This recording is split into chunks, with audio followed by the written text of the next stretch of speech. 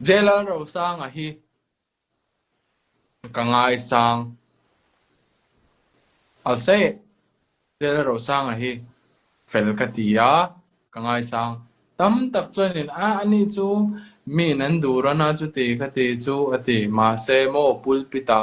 testimony te nei to khatian lo ngai sang lo hau khanin nei ve mi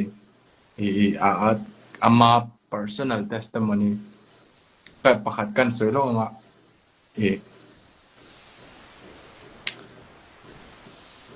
motor ka khallai khanin tu man mel thamin tilau ta hang ka vei nui dei to ase tu man thamin tilau